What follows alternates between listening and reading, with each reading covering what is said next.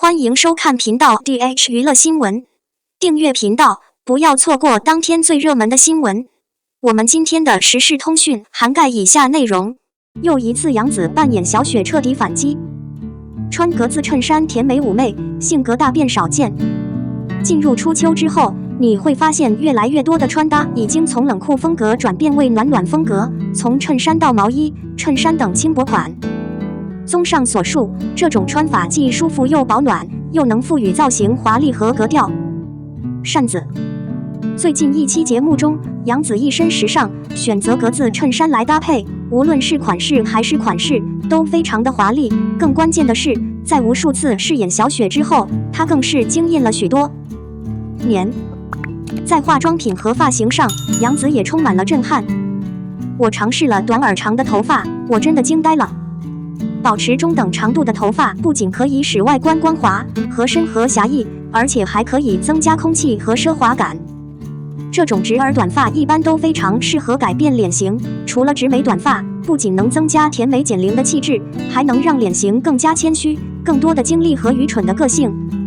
一般条带组件分为竖条、平条和竖条。对比和3条纹，向上的条纹可以做出身体弯曲表示的身体范围，甚至可以伸展身体弯曲，这对于喜欢自由或肥胖的人来说是合理的。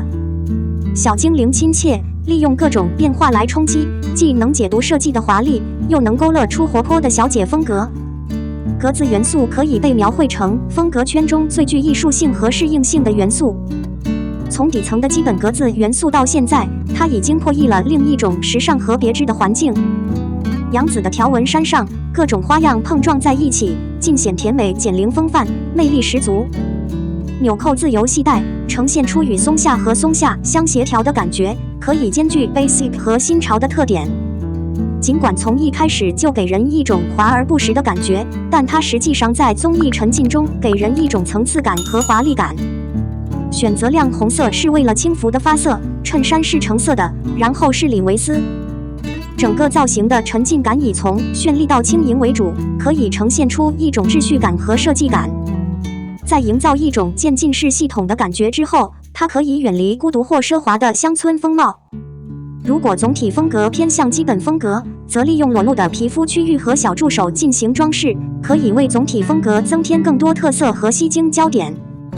在杨紫的风格中，使用了链条。另外，簇绒和交替的装饰方式可以赋予造型更多吸引人的焦点和特征，并破译风格的形成。其实，在基本款上，同样可以利用叠搭的策略来增加整体的风格和设计的精益求精，很像杨紫的风格。内搭娃娃领衬衫，搭配吊带裙外在，既能增添华美感，又能给人一种井然有序的感觉，营造出浓郁的林地小姐风范。02肖战新剧《我的幻想中的海洋》即将播出。我们知道，勇敢的女人，她会在传播之前成名。每一部新的热播电视剧都是一部用心的作品，例如《赤道山与海》点亮我温暖你突如其来，谢谢专家和追光者带着吧，评价特别高，这一次也足够满足一小撮人了。肖战的作品近期也已传出，不久后的《我的幻想中的海洋》将在今年年底与大家见面。这是一场感情戏，讲述了在变革和开放的大潮下，一场精心构思的聚会，为他们的幻想而聚，为他们的生活而屈膝，理解前所未有的生活。这部电视剧的男主是肖战饰演的肖春生。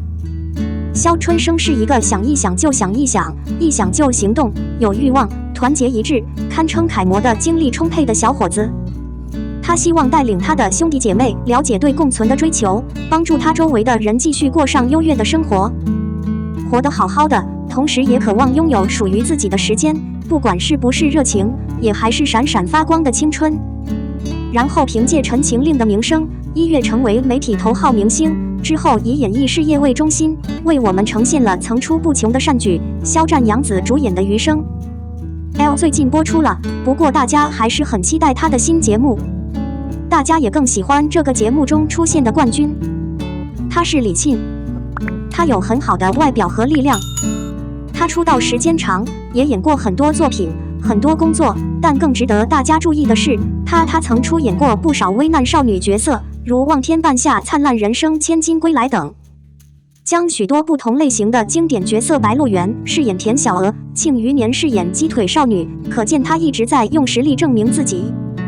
她在娱乐圈出道多年，虽然没有大火，但一直有着很高的人气，所以人们一直对李沁的作品很喜欢。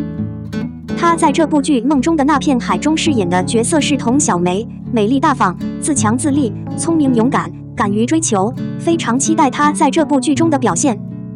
您需要做的第一件事是对您想要做什么有一个很好的了解。您需要做的第一件事就是清楚地了解您想要什么。看肖春生骑着2杠跟哥哥们约会，骑着摩托车带着姑娘们兜风，倒是不错。这部剧中，肖战用的是原声，但原声也很能说服观众，他的台词真的很好，感觉完全可以把人拉进这个场景。2016年出道，现在已经出道了6年的时间，相信他过分的才华和无以伦比的执着，一定会让他在娱乐圈永远闪耀。凭借线上男女主的实力，加上这部剧在制作上的精心制作，播出后一定会不负众望。亲爱的朋友们，你们怎么看？随时在评论部分留下您的评论。03，折叠腰又从裂缝中溜走了。你需要做的第一件事就是买一个新的。所谓粉红单，就是通过发布假新闻来欺骗粉丝，这是吸引粉丝注意力的好方法。这是炒作的一种方式，也很容易引起舆论风暴，不排除已经联系到被溜的明星。不过大部分同时基本都是假新闻，最终选角会和溜大相径庭，让人哭笑不得。当然，从偶尔到现在，粉丝们也逐渐对操作视而不见了。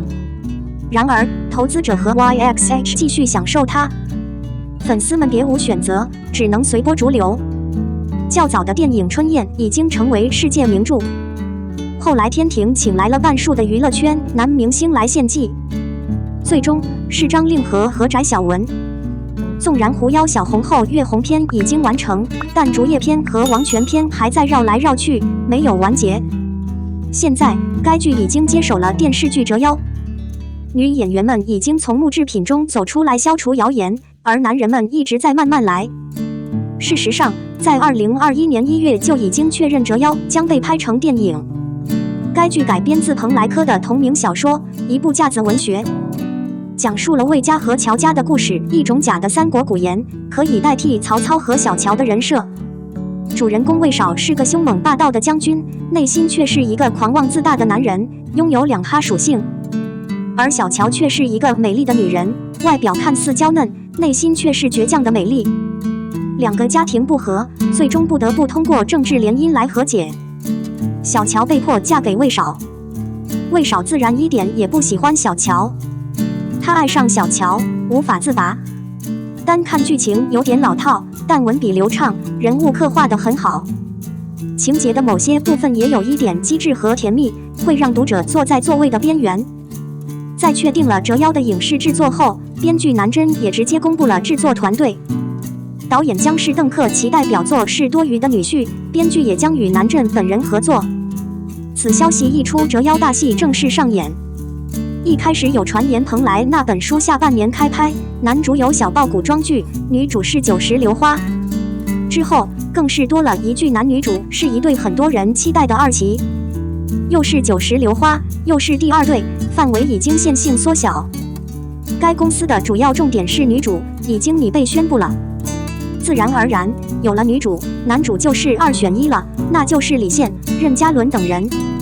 遗憾的是，经过多方猜测，《折腰》除了立项外，一直没有新消息。别说开拍了，就连热度都在逐渐减弱，慢慢淡入大众视野。直到2022年上半年，《折腰》的女主依旧被传言是杨紫，男主从一开始就被选为2选1，逐渐变得离谱，就连王一博也成为了被溜的对象。不过，或许是因为馅饼够火，项目最终还是放弃了杨紫。下半年，女主的选择开始转向，先是传起了九景怡，她的搭档就成了唐建基。然而官方并未回应，瓜又开始流传。继陈都灵、张兰艺、王楚然等人选之后，不久前，宋轶和林更新传出绯闻。我第一次看到这个是在12月，物有所值。由于瓜主是知情人，而且一直都很准，不少网友信以为真，开始议论两人是否适合拍片。当然，在宋怡的情况下，依旧是对她面子的确认。不过，宋轶的长相与女主小乔的性格不相符，也遭到不少网友的反对。至于林勇，自然是在重演他出演《与风同行》时发生的悲剧。网友们照例在他脸上打了一个问号，想知道他能不能塑造一个霸道的领主形象。林书豪的粉丝团也代表偶像直接回应称，了解后，网上传闻已搭起折腰的消息不属实。我们的新闻部分文此结束，欢迎把你们的想法留在评论区，大家一起讨论一下。欢迎，也别忘了帮我点个赞加关注谢谢大家。